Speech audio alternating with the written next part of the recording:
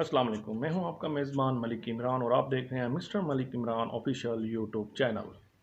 जनाब, आज की ख़बर में कुछ चीज़ें बहुत ही अहम होंगी। जिस मिसाल के तौर पर मैंने कल आपसे बात की थी कि जनाब पेंडोरा बॉक्स खुलेगा, जब खुलेगा तो बहुत कुछ राज बाहर आएंगे। यकीनन फिर 700 पाकिस्तानी आए हैं जिनके अंदर ब्यूरोक्रेट्स भी हैं, पॉलिटिशियंस भी हैं और इमरान खान की सारी कैबिनेट है। अब बात तो ये है कि जनाब जब कद्दू कटेगा तो सब में बटेगा, तो कद्दू तो कट गया। अब खान साहब का क्या रवैया इस बारे में, और खान साहब इस बारे में अब अपनी क्या राय रखेंगे, ये तो बात की बात है। खान साहब की अपनी दो कंपनीज थी ऑफशोर, जिसमें ICIJ का नाम बड़ा फेमस है और वो इस वक्त भी पंडोरा बॉक्स की जीनत रही।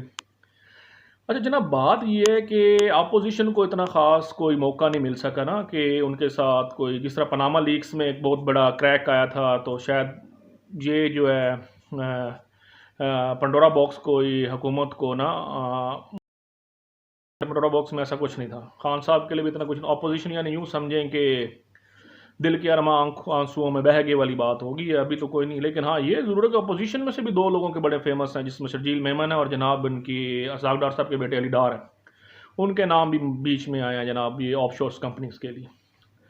अब जहाँ तक देखा जाए तो ऑफशोर कंपनियों का बेसिकली जो ऑल ओवर द वर्ल्ड एक कॉन्सेप्ट है, वो ये होता है कि वो जो दौलत होती है, वो जो टैक्स जिसमें पेड नहीं किया जाता, उसको फिर वो दौलत को कन्वर्ट किया जाता है, उस मनी को कन्वर्ट किया जाता है किसी कंट्री में कोई चीज़ खरीदने के लिए। खान साहब जो कह रहे थे जनाब दूध के धुले हैं, उन्होंने कभी ये काम नहीं है कि उनकी कैबिनेट के नीचे सब कुछ ये हो रहा था और उनकी कैबिनेट के लोग ही कर रहे थे, जिसमें अलीम खान साहब भी थे, इसके अलावा खुसरो बख्तियार हैं, इसके अलावा जनाब फैसल वाडा साहब है जो उनके मिनिस्टर हैं, वाटर एक्स मिनिस्टर रह चुके हैं वाटर अथॉरिटीज़ के। तो इसके अलावा जनाब इसमें एक लेफ्टिनेंट जनरल साहब भी हैं, एक में एक लेफ्टिनेंट कर्नल भी हैं। जनरल साहब की जो वाइफ हैं वो बिज़नेस कर रही थी, उनका नाम है जनाब शफ़ातुल्ला, मेरे आई थिंक शफ़ातुल्ला खान है वो जनरल जो थे। उनकी वाइफ ने 2007 में कोई बिज़नेस वगैरह और प्रॉपर्टी बाई की थी लंदन में, जो कि $1.2 मिलियन की थी, इसी ऑफशोर कंपनी में उनका नाम भी आया। इसके अलावा जनाब एक और लेफ्टिनेंट कर्नल है नादिर साहब, जो नादिर राजा साहब हैं, उनका भी इसमें एक नाम आया क्योंकि उन्होंने भी एक कंपनी बनाई हुई थी जिसके ज़रिए वो बिज़नेस करते थे, मैन्युफैक्चरिंग का, उसने मशीन्स का जो बिज़नेस था वो करते थे इंडिया, ऑस्ट्रेलिया और रशिया के साथ। अब ये बातें तो फिर अब छुपी हुई हैं, कितने कामयाब लोग हैं जनाब, उनकी बीवियाँ बिज़नेस कर रही हैं जनरलों की। अप्रिशिएट सर, हम तो अप्रिशिएट ही करेंगे आप लोगों को। बाकी जहाँ तक रहेगी जी खुसरो बख्तियार साहब की बात, खुसरो बख्तियार साहब ने भी लंदन में पैसे भेजे थे जनाब ये, और उनकी भी ऑफशोर कंपनी थी। उनसे उन्होंने चेल्सा, एक बहुत खूबसूरत सिटी है लंदन की, तो यूँ समझ लें एक खूबसूरत सा गाँव समझ लें या उसके एक स्टेट देख लें, तो उधर जाके उन्होंने एक अपार्टमेंट ख़रीदा था चेल्सा में, तो जिसमें वो अमाउंट ना ट्रांसफ़र की गई थी। इसी तरह जनाब अब फैसल वाडा साहब, उन्होंने भी प्रॉपर्टी में इन्वेस्ट किया था लंदन में, इसलिए उनका नाम भी इस ऑफशोर कंपनी में आया है। अली डार, इसाक डार तो वैसे ही बड़े फेमस हैं। मरीम नवाज़ के बेटे का नाम भी बीच में आया कि जुनैद सफदर ने की है जी 5 कंपनी उनकी, मरीम नवाज़ की और ये वगैरह। लेकिन फिर बाद में मीडिया ने खुद ही तरदीद कर दी इस चीज़ की, जी नहीं उनकी कोई नहीं है ये कंपनी शमनी। अब पता नहीं क्या बात थी, डर गए हैं या कोई खौफ ज़ाहिर हुआ है या किसी ने पीछे से मना कर दिया, अब ये भी कोई बात सामने नहीं। लेकिन 700 लोग जो पाकिस्तान में इस वक्त मौजूद थे जिनकी ऑफशोर कंपनियाँ सामने आई हैं। इसके साथ साथ देखा जाए जनाब, तो एक और चीज़ आपसे शेयर करनी थी, वो ये थी जनाब कि पाकिस्तान और इंडिया का जो मैच होना था 24 अक्टूबर को दुबई में, उसकी ऑल टिकट सोल्ड सेल हो चुकी हैं, यानी कि ऑल सोल्ड आउट है। अब आपके पास ना जनरल की टिकट अवेलेबल है, ना जनाब प्लेटिनियम की अवेलेबल है, किसी भी यानी VIP से लेके हर चीज़ टिकट सोल्ड आउट हो चुकी है। और जनाब अभी 24 अक्टूबर, आज 3 से 4 हुई है और देखें कि फिर ये क्या बनेगा। और ये बड़ी अच्छा साइन है कि ये हमारे ममालिक में ये मैचेस होने चाहिए था, ये जो प्रॉफिट था, ये जो इन्वेस्टमेंट थी इधर आती। लेकिन अफसोस हमारे लीडरान पर भी और हमारे ब्यूरोक्रेट्स पर भी और इंटरनेशनल मीडिया पर भी, जिन्होंने हमें इतना बदनाम किया हुआ है। अच्छा, खान साहब बड़ा शोर कर डाला करते थे जनाब, ये ऑफ शोर्स कंपनी है जिनकी हों, ये लूटा हुआ पैसा होता है और ये सारा कुछ होता है। खान साहब फिर आपने क्यों नहीं कंट्रोल किया अपनी कैबिनेट में? अलीम डार से पूछा गया, उन्होंने कहा जी मेरी ये जो कंपनी हेक्सन है जिसका नाम आया है, ये मैंने जनाब अपनी 15 साल पहले डिक्लेयर की हुई है। एक अच्छी चीज़ है, उन्होंने तो पहले भी बात कर दी कि मेरी डिक्लेयर है ये कंपनी, इसमें मैंने कोई झूठ नहीं बोला, ये अपने मैंने एसेट्स में ये डिक्लेयर की हुई है। लेकिन बाद में बात आती है खुसरो बख्तियार की, फिर बात आती है फैसल वाडा की। ये लोग फिर दूसरों पर कैसे उंगली उठाते हैं जिनके अपने दामन गंदे हों। यानी अगर आपका अपना दामन ही गंदा है, कीचड़ ज़्यादा है, तो फिर आप कैसे कह सकते हैं कि जी उसकी गलती है और ये वो है और ये वो है। ऐसे तो नहीं होता ना जी। तो जब आपकी कैबिनेट में ऐसे गंदे लोग होंगे खान साहब, तो फिर पीएम है हमारे आप, तो फिर हम आप कैसे तवक्को कर सकते हैं कि आप इंसाफ प्रोवाइड करेंगे निचली सतह पर। क्योंकि आपको पता होना चाहिए माजी में जिनकी ऑफशोर कंपनियां निकली हैं, जिनके पास ये डिटेल नहीं निकली, अनफॉर्चुनेटली वो नाअहल हो गए हैं। और जहांगीर तरीन के भी हैं इसमें कोई शक नहीं है। अभी ब्यूरोक्रेट्स भी बहुत हैं इसके अंदर, लेकिन अभी पता नहीं एफआईए इस पर हाथ डालती है कि नहीं डालती। सुनने में तो आ रहा है कि एफआईए इसको अब केस को देख रही है। जिन जिन लोगों के नाम आए हैं उनको किसी न किसी तरीके टैक्स के दायरे में लेके आया जाए। लेन देन ही होगी जी, और क्या। बड़े लोगों तो फिर ऑफशोर कंपनियां जिनकी बड़े लोगों की होती हैं उनको एफआईआई से तो नहीं उठा के ले जाती ना, वो सर करके बुलाती है, जनाब आप कुछ आप भी हमें भी दें और आप भी खाएं, कुछ मिल बांट के काम कर लेते हैं। तो ये होता है। हाँ, लेकिन एक चीज़ जो है वो बड़ी क्लियर हो चुकी है, वो ये है कि इस मुल्क में सिर्फ दो ही सादक अमीन बचे हैं। एक तो हमारे पीएम इमरान खान साहब, सर सलूट है आपको, आपका तो कोई है ही मसला है नहीं ना, आप तो सादक अमीन, आपको तो क्लियर चिट मिली हुई है ना हमारी अदालतों से। ऊपर से सर एक और हैं जिनका अपना पनामा में आया है ना, इसमें आया है, वो है जनाब एक्स प्रेसिडेंट जरदारी साहब। सर आपको भी सलूट है, आपका भी कोई नाम शाम नहीं है, तो आप भी सादक अमीन ही है हमारे लिए ना, तो आपके कौन सी सजाएँ होंगी। सो गुड लक जी। अच्छा, अब बात यहाँ तक आ गई है तो फिर एक और चीज़ भी अब सामने आ रही है कि अगर इसहाक डार के बेटे अली डार की कंपनियाँ थीं ऑफशोर्स में, उनके पास इतनी इन्वेस्टमेंट, ये पैसा कहाँ से आया। पहले भी उनके ऊपर ये स्कैंडल थे, वो भाग गए, उन्होंने जाके कोई अपना बयान शयान या कोई आमने सामने नहीं आए, यानी कि ना अदालतों का फेस किया उन्होंने किसी किस्म का, यहाँ से भाग गए।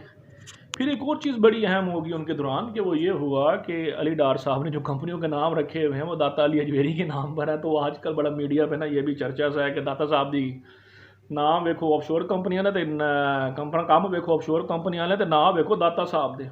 तो ऐसे लोग फिर ऐसा काम करेंगे तो यकीनन इंसल्ट का बायस तो फिर बनते हैं ना, फिर ऑफशोर कंपनियां भी होंगी तो यही हालात होंगे।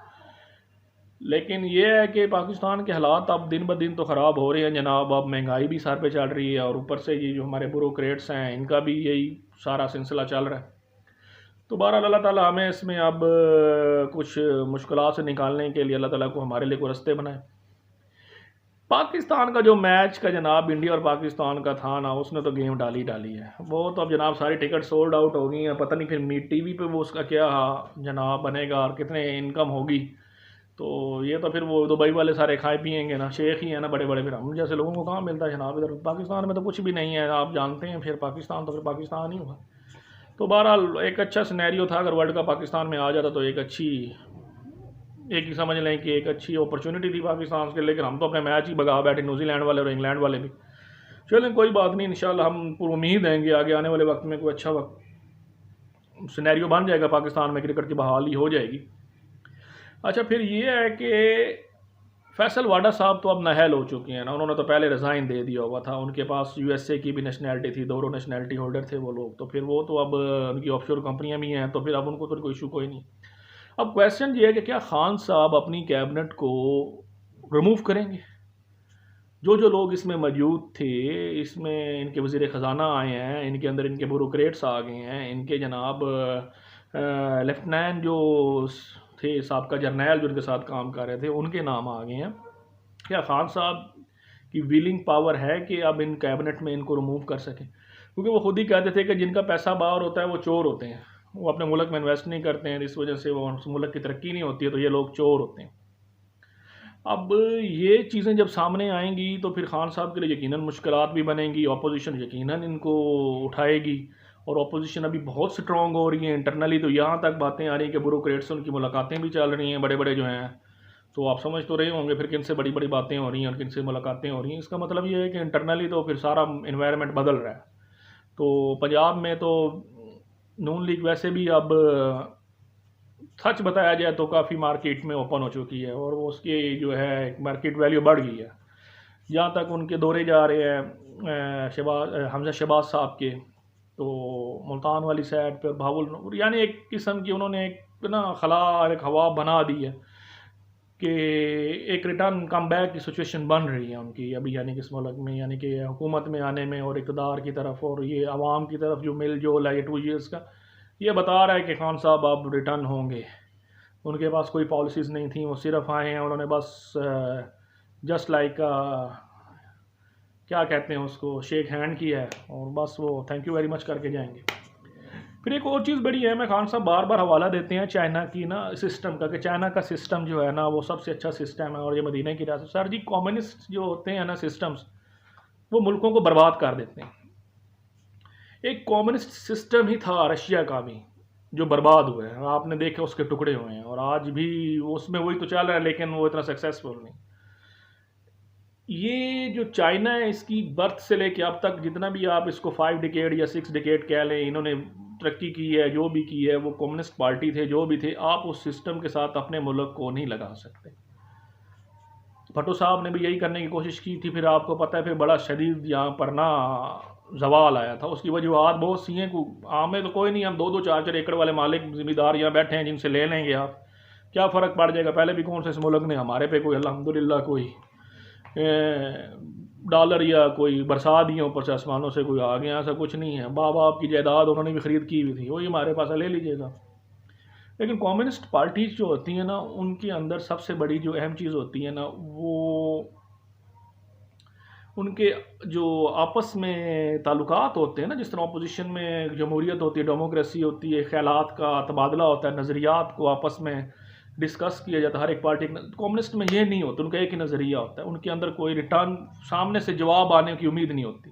वो खुद ही क्वेश्चन होते हैं, वो खुद ही आंसरेबल होते हैं, और यानी कि एक किस्म की वो पावरफुल चीज़ होती है, उनको कोई नहीं छेड़ सकता ना कोई से। वो यानी वो एजुकेटेड होते हैं, ब्यूरोक्रेट्स होते हैं, डिप्लोमेट्स होते हैं उनके, तो वो ये रन करते हैं, क्योंकि सिस्टम्स जो होते हैं ये सिस्टम ऐसे ही रन करते हैं। अब हम आपसे ये तो नहीं कह सकते ना, अब मैं अगर हम मुसलमान लोग हम कहते हैं थ्योरोक्रेसी चलाएंगे, थ्योरोक्रेसी तो अल्लाह ताला की हकमियत है, बस फिर जमहूरियत रहने दें। ये तो कम्युनिस्ट से भी अच्छी चीज़ है कि अल्लाह को मान के बस चलें, फिर आप फैसले आप कुरान की किताबों के मुताबिक करें, लेकिन आप नहीं कर सकते। खान साहब बहुत सी चीज़ें होती हैं, आप बार बार हर सिस्टम को अपने मुल्क से रिलेटेड ना किया करें। आप जब ये बात करते हैं तो जो बिजनेसमैन होता है, जो इन्वेस्टर होता है, या जो यहाँ का रहने वाला, तो उसको खौफ महसूस होता है कि यार ये वो अच्छी चीज़ जिस सिस्टम के मतलब हमें पता ही नहीं है उस सिस्टम को लेकर। आपने ये कम्युनिस्ट पार्टी वाला सिस्टम ये क्या जनरल डिक्टेटरशिप में नहीं चलाते ने, जनरल मुशर्रफ ने नहीं चलाया ये सिस्टम। अब क्या बात कर रहे हैं कि आप ऐसे अब उसको मदीने की रियासत से कंपैरिजन कर देते हैं। खुदा के लिए खान साहब हर बात में आप ना मदीने की रियासत ना लाया क्या है करें। आपको जिन चीज़ों के मुतालिक नहीं पता होता, फिर आप वो भी बीच में डाल देते हैं, तो फिर हम होते हैं, हमें पता होता है कि हम क्या बर्दाश्त करेंगे आगे। आप तो कह रहे थे जी पेट्रोल चोरी होता है, तो फिर एक पेट्रोल की कीमत बढ़े तो इतना अरबों डॉलर, अब किधर जा रहे हैं। मान लिया जी कम्युनिटीज़ में मार्केट अप हो गई हैं, डॉलर ये यानी कि 71 बैरल या 12-72 या जितना भी बैरल पे वो चला गया है, लेकिन इसका मतलब ये तो नहीं है ना कि आप कहें जी हम तो सिर्फ थोड़ा सा टैक्स ले रहे हैं आपसे, तो ना लेना, और थोड़ा सा भी आप उसमें रिलीफ दे देना। किसान इस्तेमाल करता है डीजल वगैरह तो सारा कुछ। और सब ऐसे नहीं होता, आपको कुछ चीज़ें अपने साथ अपना वक्त के साथ साथ बदलनी होंगी, ऐसे तो मुल्क नहीं चलते ना फिर आप। हाँ साहब, बहरहाल शौक तो लगता है कि इतना बड़ा पंडोरा बॉक्स खुला है, अब 700 लोग हैं, अब आहिस्ता आहिस्ता इनकी सामने आएंगी डिटेल्स। जो 700 लोग हैं उनमें ब्यूरोक्रेट्स भी हैं, उनमें जर्नैल भी हैं, उनमें जजेस भी हैं, फिर उसमें पॉलिटिशियन, तो आपकी सारी कैबिनेट है जनाब खान साहब। फिर आपकी कैबिनेट, आप कहाँ कैबिनेट निकाल के बाहर फेंक देंगे? नहीं फेंक सकते खान साहब, आप कैबिनेट किधर फेंक सकते हैं। हर चीज़ का तो फिर हाल हाल हाल नहीं होता ना खान साहब, हर चीज़ एक लेवल पे चलती है। और हमें पता चल गया कि जनाब इस मुल्क का लेवल क्या है। अब इंसाफ यहाँ मिलने नहीं है। आप नैब की, अब चेयरमैन की अब बात आ रही है, सुनने में आ रहा है उसकी मुद्दत में आप तौसीफ़ करना चाह रहे हैं। तो खान साहब आप कुछ नहीं करें, आप जान छुड़ाएं इन लोगों से जो आ रहे हैं, उनको जो मेरिट के लोग हैं उनको लेकर आए। ये जो तौसीफ़ करने का मामला था, इसका मतलब ये होता है अपने एक मेरिट वाले आदमी को नीचे फेंका। और ये चीज़ें बहुत तकलीफ होती हैं मुल्कों के लिए, ये चीज़ें बहुत तकलीफ होती हैं, क्योंकि जब एक बात आपके पास मेरिट का बंदा ही नहीं है, इसका मतलब अनमेरिट कंट्री चल रही है, अनमेरिट लोग हैं, 2 नंबर डिग्रियों पे बैठे हुए हैं सारे।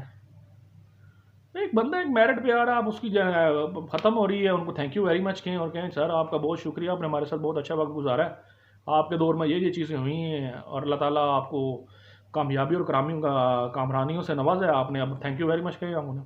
अब नए अपॉर्चुनिटी दें, नए किसी बंदे को दे ताकि वो भी इस तरह रन करे। एक बंदे को लेके बैठ जाना क्या मतलब है? ये कोई सीट किसी के घर की विरासत होती है, साथ ही लेके जानी है। और सब कुछ तो देखा करें ना आप। फिर आप, अल्लाह ताला आपको भी, हमारे मुल्क का पीएम आपको बनाया, अल्लाह ताला आपको इसमें कामयाबी दे, कामरानी दे। जो मुश्किल मुश्किलात इस मुल्क में हैं आप भी निकालें। आपको पता है आप अवाम के अंदर ही रहते हैं, आपको अवाम से बाहर तो रहते नहीं हैं। बड़े बड़े दरबारे और बड़े बड़े घर होते हैं लोगों के, लेकिन ये तो नहीं होता कि उनके रोशदान नहीं होते, आवाज़ें तो जाती हैं। चलिए जनाब, आज के लिए बस इतना ही है कि आप मेरे चैनल को सब्सक्राइब करें। मेरा नाम है मलिक इमरान और आप देख रहे हैं mister Malik Imran official YouTube. Thank you very much. अल्लाह हाफिज़।